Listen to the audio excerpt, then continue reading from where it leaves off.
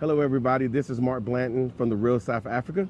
And I am Latasha Blanton, also with the Real South Africa. And you guys are welcome to sunny South Africa. If this is your first time, this is your opportunity to come with Phil Scott with his channel. And they will be here on March 16th through the 25th, 2022. The cost does include the flight, most meals, and your domestic flight in country from Johannesburg to Cape Town. The cost is $5,500 per person sharing and $6,150 per person wanting a single room. Now, at this point, you don't need any extra shots. Only thing you need to do is have a negative COVID test prior to you leaving. And then, of course, upon departure, we will get you another COVID test. And then that's it. So that's really all you need. And, of course, a passport. So no shots, no vaccines, no nothing. Just get to South Africa. We'll see you here.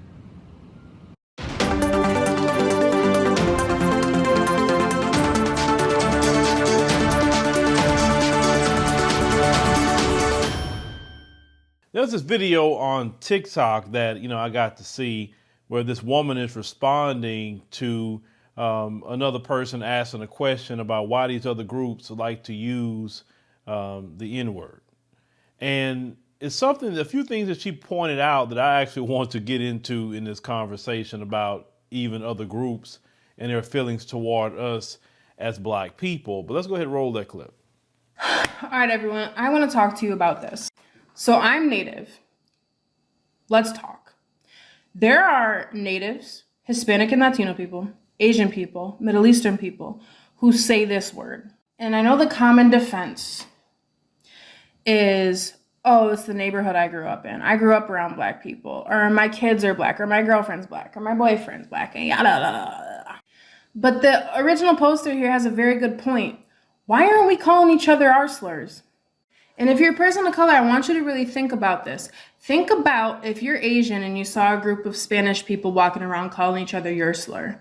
If you're Native and you heard Asian people walking around saying your slur. Like, no one else has this except for Black people and their slur. And that's fucking bullshit. And let me tell you why. That word has so much pain attached to it. And because Black people reclaimed it and then flipped it, made it part of pop culture, as only Black people do, pave the way for pop culture. Put it in music and shit like that. Have it as their vernacular and shit like that. Because it became common, you think you can say it? Because you're not white, you think you can say it? Because let me tell you something. White people aren't going to respect voices of color until we all push forward with one unified movement, one unified mindset. And part of that unification is you guys can't just say anything that you want to. And we're not going to front with each other. In many families of color, there is racism still. And who always gets the brunt of it? The darkest skinned of us, the Afrocentric. And that's bullshit. No, I don't care what hood you grew up in. If you're Latino or Hispanic, just because you grew up around Black people doesn't mean you get to say the N-word. Why? Because you know damn well your abuela is at the table making racial remarks, telling you to get with a white person and have a lighter skinned baby.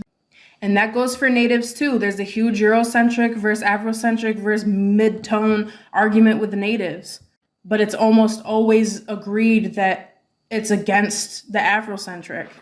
And with the Asian community, there's this constant, like, creepy fetishization. I'm thinking right now of K-pop and shit like that. Fetishization of Black characteristics and Black sounds and Black image, but then also not liking Black people. And I say all this having Latino and Asian and Middle Eastern friends being Native and knowing the shit that gets talked about at the coffee table. There's no fucking reason. If you are past the age of 18, you should still be saying this word. And I don't care what group you fall into. If you're not Black, shut the hell. Now, I'm going to say up front, I'm not a fan of that word at all. I'm not a fan of it. And the reason why I'm not a fan of it, because it sends a mixed message. I believe that our people fought so hard against that.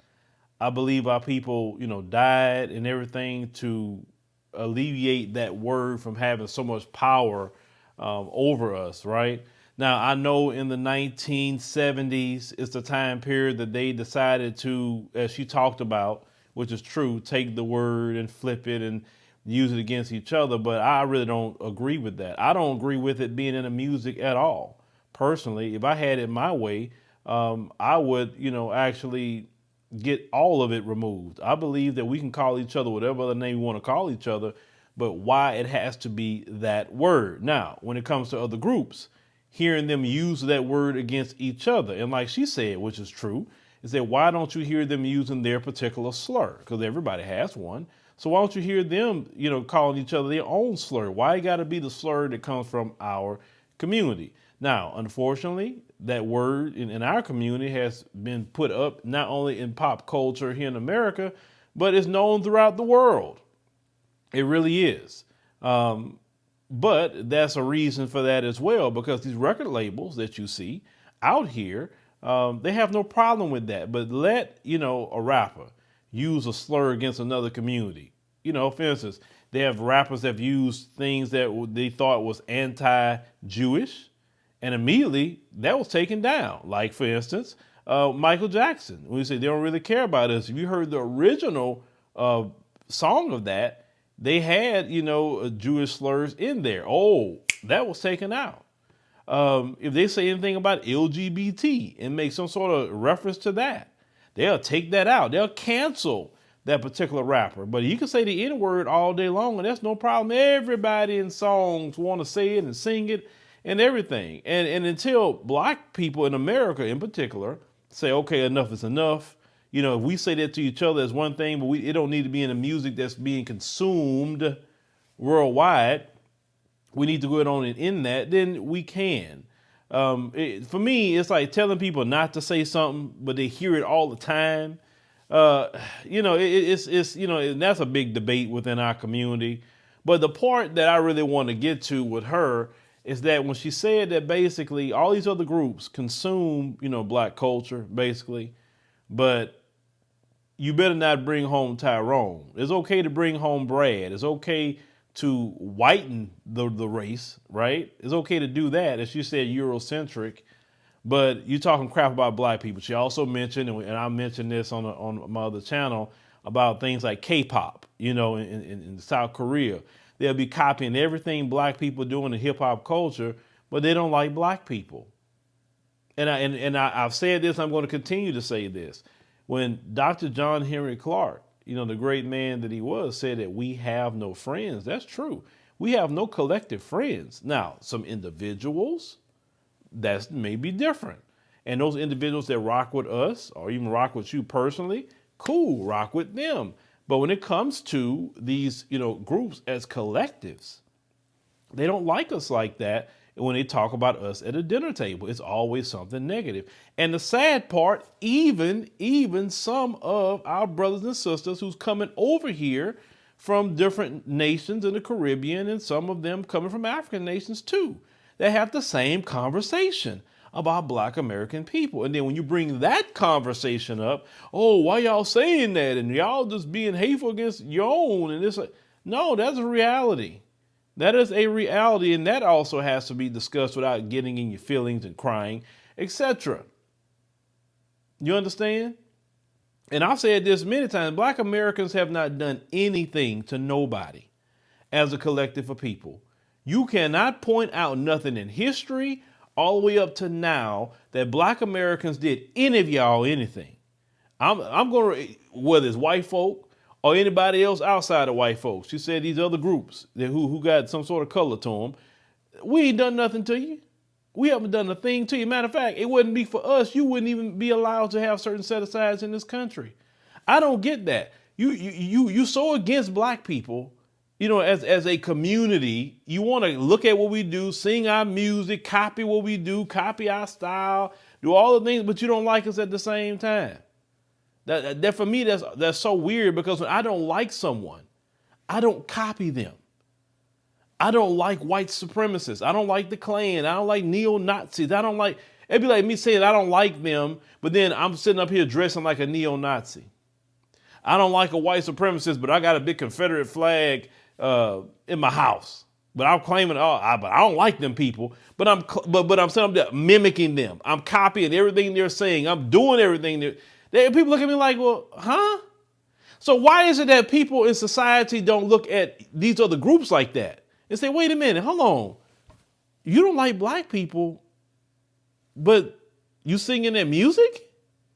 You don't like black people, but you clearly dressing like a black dude. You clearly mimicking the image of a black girl. Like that's weird to me. But you don't like them.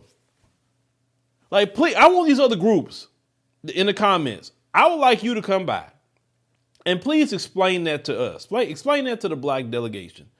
Why is it that I'm not even saying you, but why is it people could be in your community copy black people so much, but you know good and well collectively, black people isn't like that. You know that. Because one thing that we don't do as black people, we don't have to copy any of you. We constantly creating our own style. We always constantly innovate culture. It never stays the same. Words change, styles change, types of music change. Everything constantly change with us. Because we are creative people. But we're not sitting up here trying to mimic you and then at the same time hating on you. The thing is about black people, we don't have a hatred for nobody. We'll go eat with anybody. You can hang out and do anything else with black people. But I don't understand, like, why y'all come in with this vitriol against black folk. Why? Now, I know for some of you that come into this country, you know, you vetted to come in here. So I know you have to have some sort of sentiments that you can't be against the system. That's for sure. You can't be against white supremacy and for sure can't team up with the Negro. I understand that. But outside of that, why are you having conversations at your dinner table about black people? And if you were truly about the staying within your community, why is it okay for Brad to come around or Becky to come around? Why is it okay to whiten your community up? Why is it okay for that? See, you're a self-hater too. You actually hate yourself too. You really do. But yet, when you try to side with these white supremacists, in order to side with them, you have to hate us. That's why I say, this is why a lot of black people have been saying that immigration has no benefits for black Americans because we're importing more enemies. It's enough we have the white supremacists to deal with in America. We do not need to be importing anymore. That's where that conversation comes from. So I've heard some people get mad and say, oh, well, when black people talk like that, you sound like a right winger. No, we're not sounding like a right winger. The right wingers haven't done anything for y'all to come over here. They haven't. And I'm talking about all. I'm not talking about one group. I'm not talking about African immigrants. I'm not talking about Caribbean. I'm talking about all. Okay? All the set-asides that these people get come because of what we have fought for and dealt with. And then you get over here, you oh yeah, I'm a person of color like you. And oh man, you know, I got some African ancestry until you get your set aside, until you get your bag, until you get a position in Congress, till you get a position in the Senate, till you get a caucus, right? Until you get that, until you become a mayor, the sheriff. Then after that, it's like, F y'all black people, y'all lazy. It's the same. And now black Americans woke up to that now. And they say, oh, okay, well, this is how y'all are. Well, okay, cool. Then that, it is what it is now. Now we're going to give you all a taste of your own medicine. See, this is where that's coming from. I told y'all, see, y'all had grace and mercy with the Jesse Jacksons and the Al Sharptons and all of that. Even the minister trying to include y'all and saying that we need to work together, etc. Right? But y'all the one that really took those brothers for granted. And y'all came here, got your leg up. As soon as you got your leg up, you sided with those white supremacists. You didn't sit up here and say, let me look at my black brother and sister who helped me get to where I'm at. Now you're talking to like a white supremacist. So this is why a lot of black folks are saying, nah, I'm cool on that. Matter of fact, you know, I mean, don't be surprised if more black people start signing up to work for the CBP, the Customs and Border Protection. Don't be surprised if black people start signing up for that. Don't be surprised if black Americans start signing up even more to become immigration officers. Don't be surprised. Don't be surprised. Because like, Everybody, like I said, we don't need no more people coming in here being an enemy to Black America. We got enough already here. We dealing with the white supremacists all the time. And now we got to deal with white supremacist imports. But once again, I want to know in the comments section, what is the deal with y'all? Seriously. Most of us don't deal with you like that. Most Black people, even if you're worrying about whitening up your race or whatever, I don't know what you're trying to do. The majority of all groups stay within their group. When we talk about marriage and things like that, statistically. So it's not even an issue like that. But you're so keen on the Negro. You're very, very keen on that in your groups. But I will tell you politically, things have changed. And you can listen to your Democrat shields all you want, but Black Americans saying no more. No more coming up over here and getting your leg up and then you siding with white supremacists. That's not gonna happen no more, because we ain't carrying the water for nobody no more. I said nobody. I'm not pointing out no group. We said nobody. And I don't advocate for Black Americans to carry the water for anybody. Nope. Since Black Americans are lazy and Black Americans are all different things that you say, okay, cool. We'll be lazy and we'll let you work and do it on your own. How about that? And nothing that you got going on is a benefit to us. Nothing. Politically, it's right now. Because what happens is you get in there and then the moment you get in there, you saying forget Black America. And then unfortunately, some of the people that come in this country that look like us, some that are Caribbean, or some that are, from the African countries who immigrate here, unfortunately, the moment you get a leg up, and we talking about politically, number one, you make sure you not say you're Black American, you say you're Caribbean or whatever else, and then you're not even looking out for the betterment of Black America, which you're supposed to be part of, right? And like, once again, I love Black people globally, I do, but I will check you too. Don't ever think just because this channel is named African Diaspora News Channel that I won't check any of you, whether it's here in America or throughout any other country in the world. And I also understand that, and y'all have to understand this, listen to me. These people that come into this country, no matter where they come from, they're vetted. The only ones that's not vetted is them people coming from south of the border, because they kind of bum rushing. So they can't vet them like that. But if they coming from that airplane and with a visa, they're being vetted. That's for sure, I'm telling you. This is why they don't come over here. Even those within our own community don't come over here with, hey, man, I'm going to join my brothers and sisters. No, they want to make sure before they get here, hey, you just come here to make money and work, right? You're not trying to fight the system, right? You're not going to join the Black Americans, right? Oh, no. I just want to work. I just want a job. I ain't fooling with them. I just want some money. That's their problems. I'm just letting y'all Black Americans know that them folks vet them before they come here. So that's why you having problems, because now it's starting to be exposed. But you go to their countries and like, oh man, everybody cool, everybody copacetic, everybody happy, everybody straight with you. You know what I'm saying? So that's why I always tell y'all, don't view your interactions, especially within our community, with Caribbean and African immigrants that come here as that's the sentiment in their countries, because it's not. I can tell you from going, it's not. Them folks make sure to select. There's a lot of Africans and Caribbeans that try to get visas to come here. They don't even let them come here. I'm telling you that. They won't let them come over here. But we as Americans can get a visa and go everywhere the hell we want to go. But answer that question. What is up with these groups that come here or immigrate here or whatever? And I said all. We ain't pointing out none. All. What is your issue with Black Americans? What? Give me at least some factual information to show that we have stole your land. We took your resources from you. We killed off your people. Because it's amazing, the people that did all that to you, which is the white supremacists, that's the people you want to be with. That's the people you want to marry and everything else. That's amazing to me. So the people that didn't do nothing to you, that's the evil people. But the white supremacists that took your land, you talking about your native, took your land, took your resources, killed your men, your women, your children. That's the people you still want to be cool with? If you talking about you Hispanic or whatever, same story with you too. Like, that's the people you want to be cool with? Even in the state I am, Texas, it used to be called Mexico. And you cool with that? I just got questions.